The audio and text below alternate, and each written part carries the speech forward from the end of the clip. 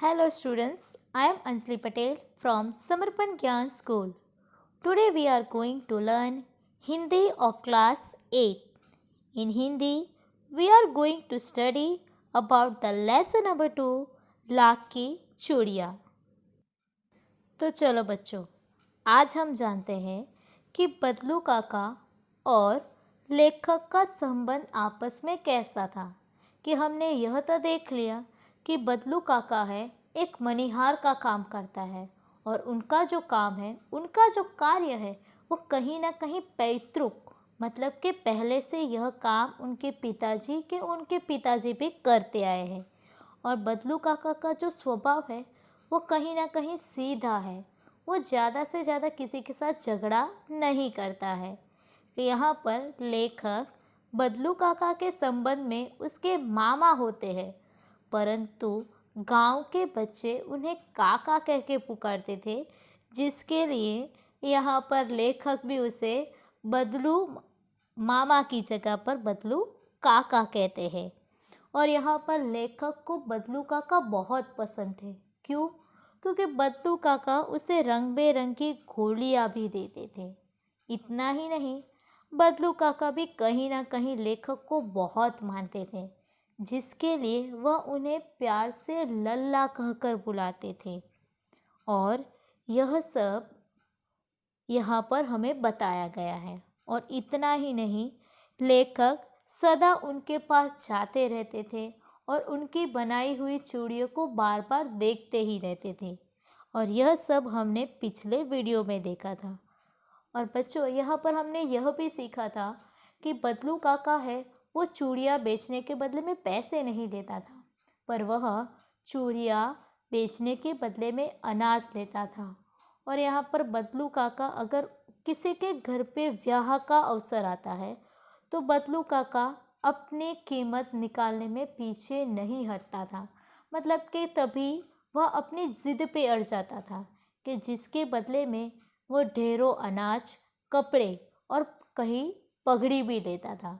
कि जिसके लिए यहाँ पर हमने एक नया वर्ड सीखा था, जिसका नाम है वस्तु विनिमय, जिसको हम कहते हैं बार्टर सिस्टम। कि जिसमें वस्तु के बदले में हम वस्तु लेते हैं। तो यहाँ पर यह भी हमने सीखा। तो चलो बच्चों, आज हम जानते हैं कि यहाँ पर बदलू काका और लेखक का स्वभाव असल में कैसा है। तो चलो बच्चों देखो, यदि संसार में बदलू को किसी बात से चिढ़ थी तो वह थी कांच की चूड़ियों से। यदि किसी भी स्त्री के हाथों में उसे कांच की चूड़ियाँ दिख जाती तो वह अंदर ही अंदर कुढ़ उठता और कभी कभी तो दो चार बातें भी सुना देता। मतलब कि यहाँ पर बदलू काका का स्वभाव अच्छा है। कि यहाँ पर बच्चों, हमें कभी ना कभी कोई बात अच्छी भी लगती है और कहीं ना कहीं हमें कोई बात से चिढ़ भी आती है। तो यहाँ पर बदलू काका का स्वभाव भी ऐसा है कि उन्हें अपने काम को लेकर बहुत अच्छा लगाव है। पर उसके सामने बदलू काका को एक जो चीज़ है जो ज़रा भी पसंद नहीं आती थी, वह थी कांच की बनी चूड़ियाँ।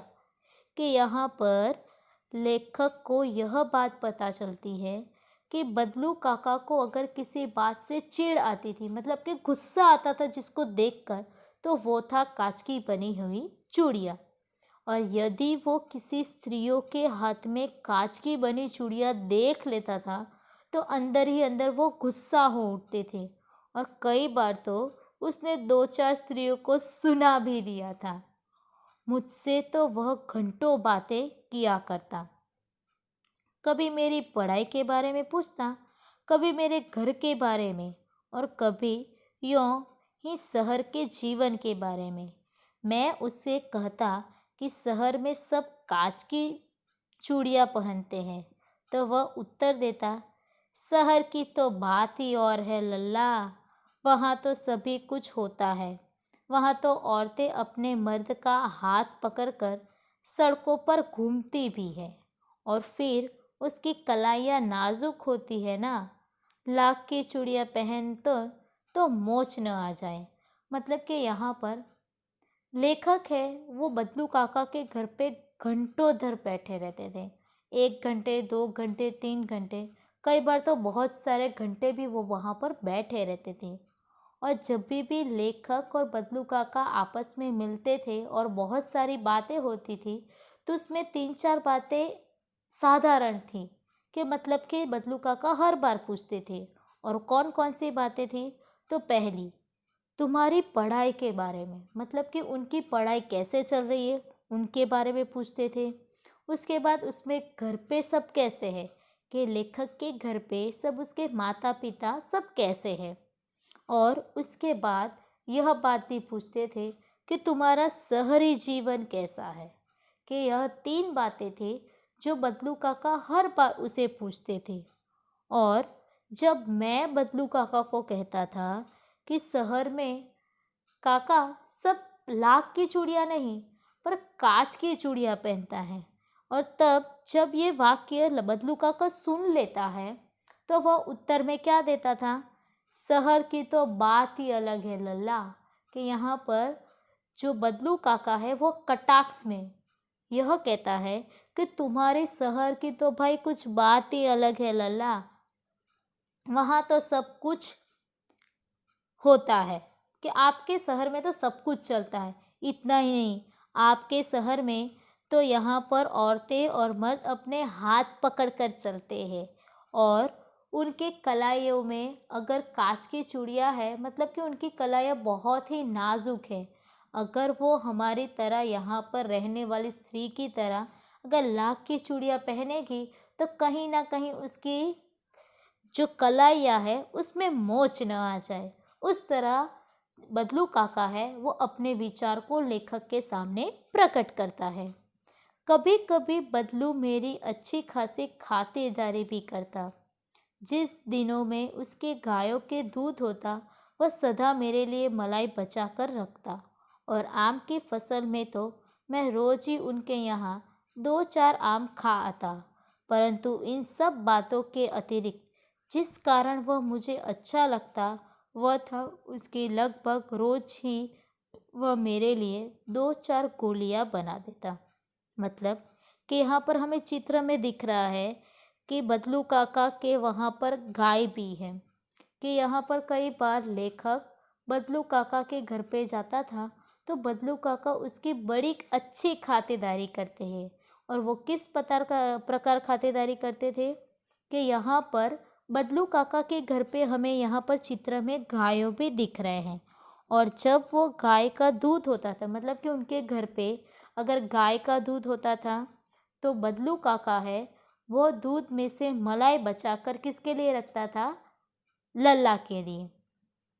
और वह लल्ला को वह भी देता था मलाई खाने के लिए। इतना ही नहीं, यहाँ पर बदलू के वहाँ पर आम की फसल भी होती थी। और जब लेखक है वो अपने वैकेशन में जब वो अपने मामा के घर जाया करते थे, तब बदलू काका उसे मलाई खाने तो देते ही थे, पर कहीं ना कहीं आम का मौसम होने से, आम की फसल अच्छे होने से वो लल्ला को 2-4 आम भी देते थे। और लल्ला उसे बड़े चाव से खाते थे। परंतु इन सब बातों के अतिरिक्त जिस कारण वह मुझे अच्छा लगता था, कि इतना ही नहीं, लेखक को वो खातिरदारी में यहाँ पर मलाई भी देते थे, आम भी देते थे। पर कई बार बदलू काका उससे बहुत अच्छे कब लगते थे, जब बदलू काका यह सब खातिरदारी के पश्चात भी उसे अलग अलग कलर की गोलियां बना कर देता था, तो लेखक को यह बात भी बहुत पसंद आती थी। तो बच्चों, आज हमने क्या जाना कि लेखक का और बदलू काका का स्वभाव कितना अच्छा है। कि बदलू काका सीधे साधे तो है, पर कहीं ना कहीं उसको भी कोई बात को लेकर गुस्सा आता है, और वो था कांच की बनाई हुई चूड़ियाँ। और इतना ही नहीं, लेखक और बदलू काका आपस में मिलते थे, तो बदलू काका हर बार लेखक को 3 प्रश्न करते थे। तुम्हारी पढ़ाई कैसे चल रही है? इतना ही नहीं, वो उसके घर के बारे में भी पूछते हैं। और यह हो जाने के बाद वो उसके शहरी जीवन में भी बारे में भी पूछते हैं। और जब लेखक उसे बताते थे कि हमारे यहाँ पर तो कोई भी यहाँ पर लाख की चूड़ियाँ नहीं, पर सब कांच की चूड़ियाँ पहनते हैं। तब कहीं ना कहीं जो बदलू काका है वो कटाक्ष में उन्हें सुना भी देते थे। और वह क्या सुनाते थे? भाई तुम्हारी शहर की तो भाई बात ही अलग है लल्ला। यहाँ पर तो सब स्त्रियां लाख की चूड़ियाँ पहनती है, पर शहर में रहने वाली स्त्रियों की जो चूड़ियाँ कांच की होती है, जिससे ऐसा प्रतीत होता है कि उनकी जो कलाइयाँ है वो बहुत कोमल है और वह यह लाख की चूड़ियाँ झेल नहीं पाएगा।